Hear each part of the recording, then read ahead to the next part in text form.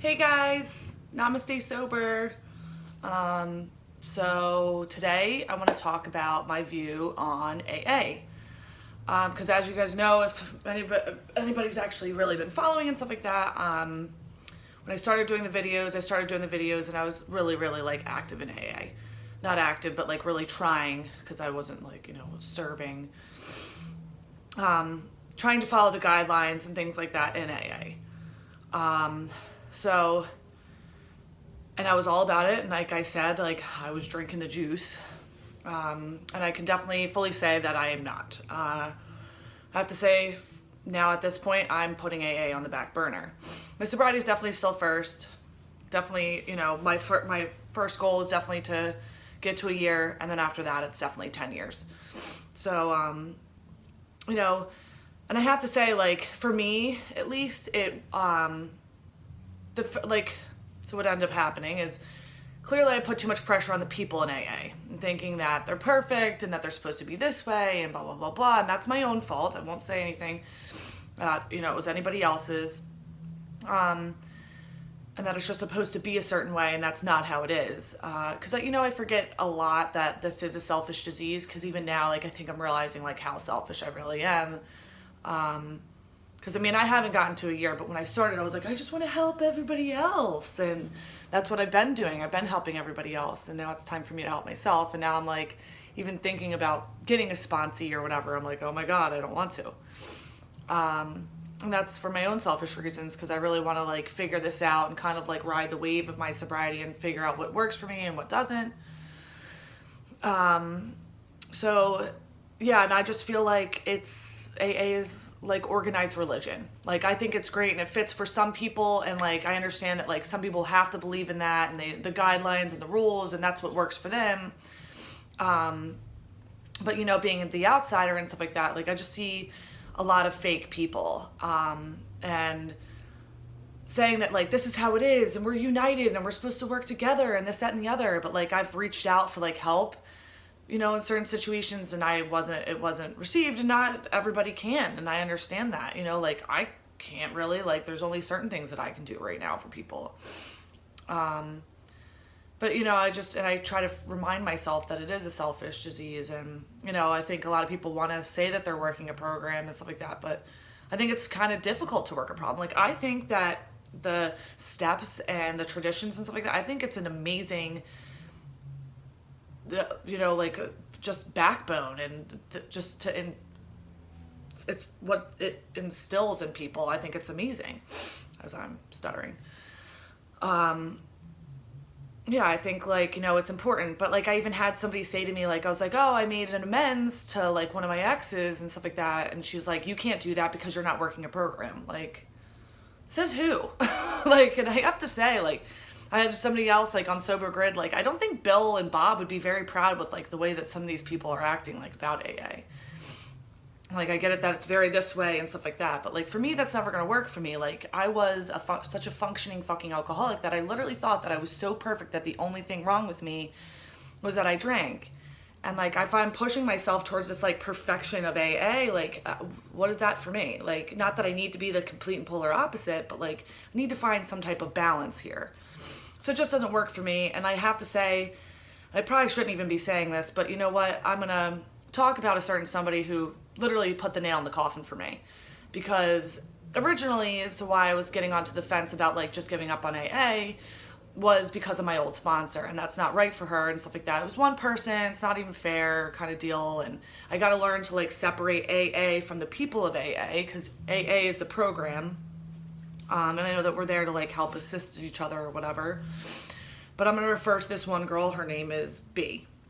So I tried. I was like, you know what? Let me go to a new meeting. I need to spread myself out and stuff like that and like try something new. So like a friend had told me about this meeting that's near me. I walked over. I was actually feeling really good and refreshed and stuff like that. I go over and I'm there early, and they're having their, council meeting or whatever for it.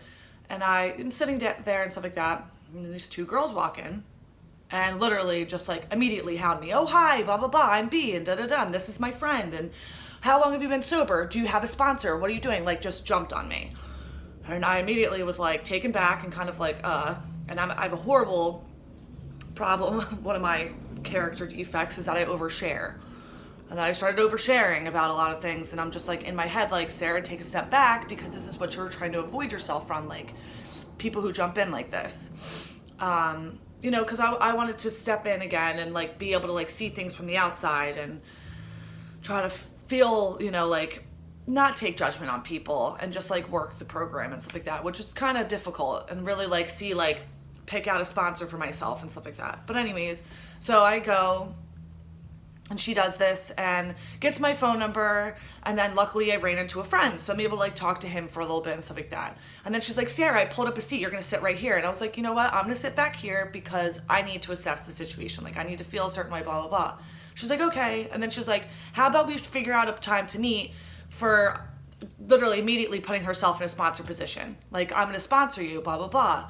And I can tell that she's younger than me, and I just know personally, like because of my lifestyle, my background, and things that I've grown up with, like I need someone who's older than me. Like nothing against the fact that she's, you know, 8 years younger than me, but it's just I wouldn't look up to her, and I need someone to look up to. She is 5 years clean, sober, good for her. I think that's freaking awesome. But just like shoved herself on me, and that's not something that works for everybody, and definitely not for me, because immediately I'm like, you're fake, there's something wrong, there's something like you need to adjust, like there's some type of situation that isn't right. Makes me very uncomfortable.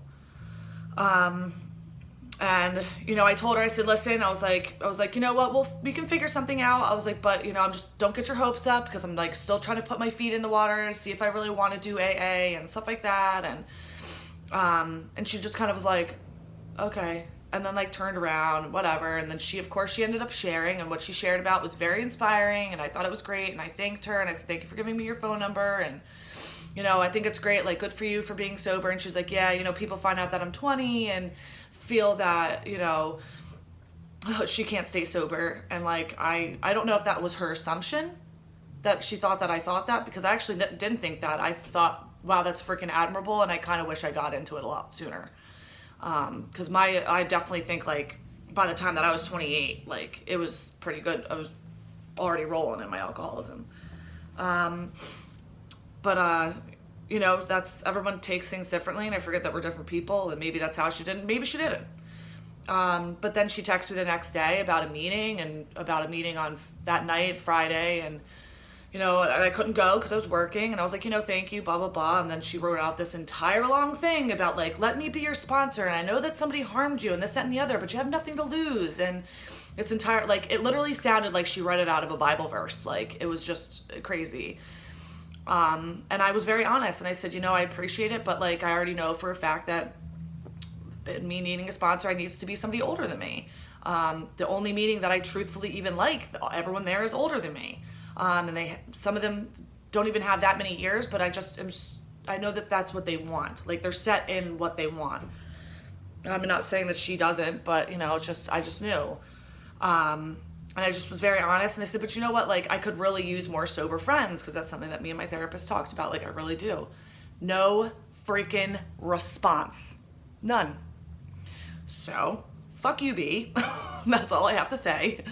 And immediately I was just like, you know what, that's exactly what you are. Like, that's not what AA is about. Like, it's not about like you being my sponsor, and then because I tell you no, like you want nothing to do with me. Like, that's just straight up rude and disrespectful. And one of your character defects. But you know, once again, like, that's what I have to remind myself. Like, people aren't perfect. Like, and I put expectations on too many people and other things, and I'm realizing that now. And I think for me, that's why just like AA is not going to work for me. Cause I know myself, and that's something that I need to work on, is expectations of other people. And I really need to cut that out. And for me to even be able to get a sponsor right now, wouldn't be healthy for me or the sponsor, because I'd probably be putting expectations on what they need to be and what they need to do. Like, already, like, they have to be older than me. And I know everyone needs expectations, but once again, like, balance is a huge thing in my life right now. That's what I really need to focus on. And, you know, especially with like Sober Grid and stuff like that, like, you don't have to work a program. You don't have to work AA. You don't have to work NA in order for you to stay sober. And I think, I think that's amazing. And really now, like, learning that, like, that you really don't, because I haven't worked a program or been in the program for 3 months. I'm 9 months sober still.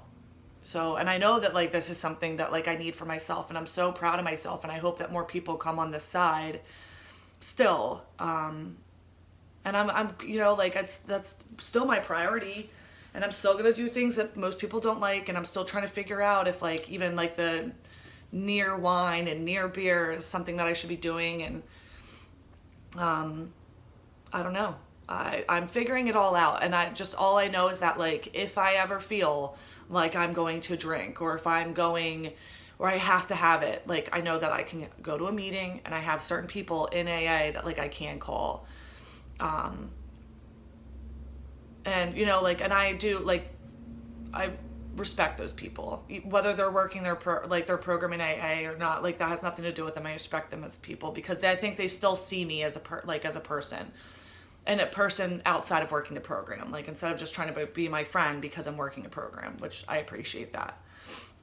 And, I think it's important for all of us to, like, still kind of band together in the fact that we're, like, staying sober, that we're staying clean, like, that it's not the only way. Like, it's truthfully, like, it's sad that, some of you guys view it that way, and I can't even, I'm a hypocrite, because I felt the same way almost to some extent. Like, you can't, you can, as long as if you really, really want it, that's what you're going to get. Like, you're going to stay sober. You're going to stay clean because you really want it.